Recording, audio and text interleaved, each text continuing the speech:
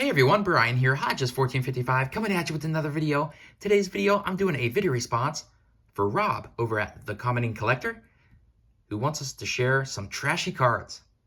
And while I don't have any trashy cards in my collection, just well-loved cards, I'm going to share some beat-up cards in my collection. And this first one here is the very first ever star card in my collection. Prior to getting this as a 5-year-old, all I had was some 89 Topps Commons. And my grandma found out that I was collecting cards. And for my 6th birthday, she got me a little stack of binder pages. And this was the lone card sitting on the top in the middle slot. When I opened my birthday presents, I saw this card and was so excited because I knew who Pete Rose was already. And this card got sorted and taken in and out of those binder pages all the time when I was a little kid. Back then they weren't nice and soft like these penny sleeves. They were more like these semi-rigids. They were tough. And so I learned real quick how to keep nice care of my cards.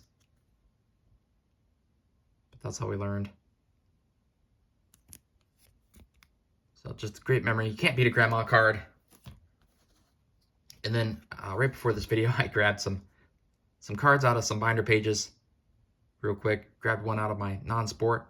This is just all creased up, as you can see there. And I'm not sure the story on this one.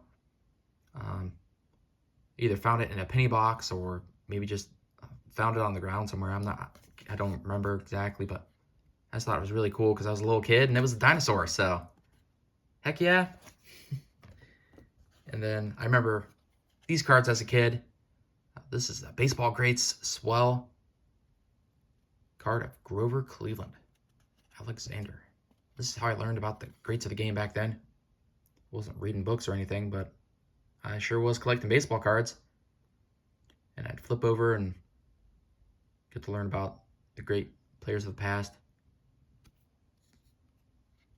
And I can't remember the other cards, but there was a much bigger set. I had a bunch of, they were like black cards. There was loads of them. I remember having a Babe Ruth in that set and stuff like that, and could turn them over. I still have them somewhere. But this card's all beat up. It's kind of warped, as you can see. It's got a big old crease there, but I still kept it all these years in the binder page. Just fond memories. And one more here real quick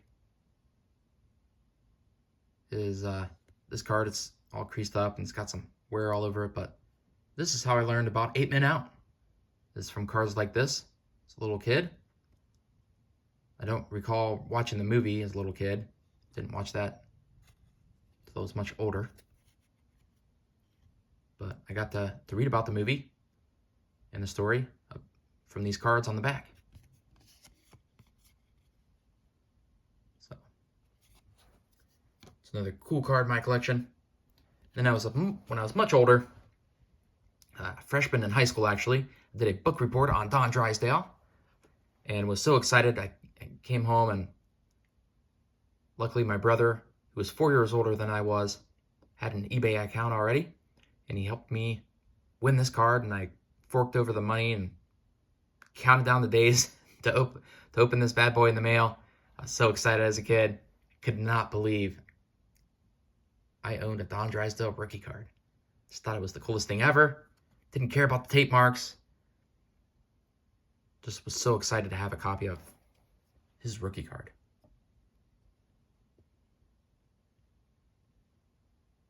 So later that year, freshman, sophomore year especially, I remember going to the town square. They would always have a kind of a flea market deal in the middle of the town square at holidays and stuff. They would shut it down and you'd pay $5 and you'd go and you'd walk around the town square. All their booths and everything. And they had 2 different stands that sold baseball cards. And I would always ask them if they had any Don Drysdale, Brooks Robinson, because those were my 2 favorite vintage players at the time. And neither of those 2 booths ever did, but luckily I was able to find a small booth that had a couple rows laying out on the side of one of his tables of some vintage baseball cards, and I just asked him, hey, do you happen to have any Don Drysdale, Brooks Robinson cards?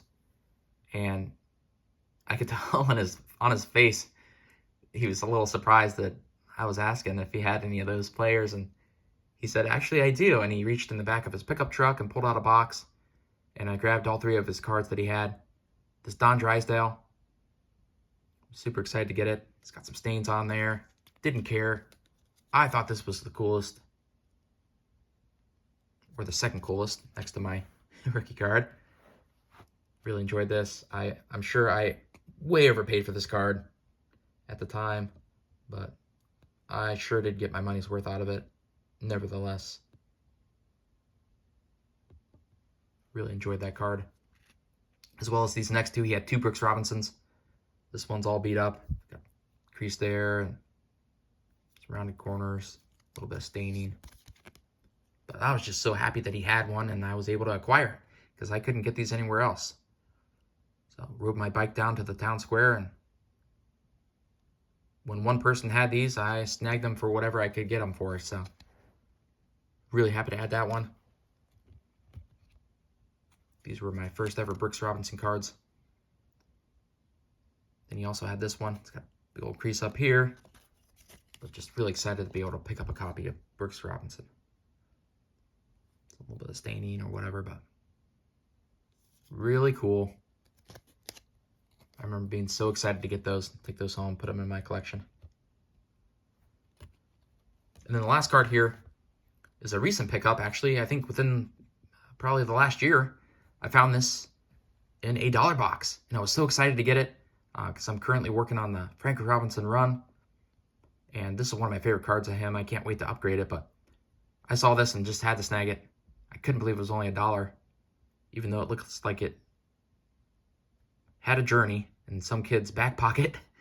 It's all creased up, but it's still a really cool looking card. It has a story to tell. I was really happy to find this one, even as an adult. I just think this is so cool. Beat up or not, still a really cool card. Well, hey everyone, thanks so much for watching, and enjoy the hobby.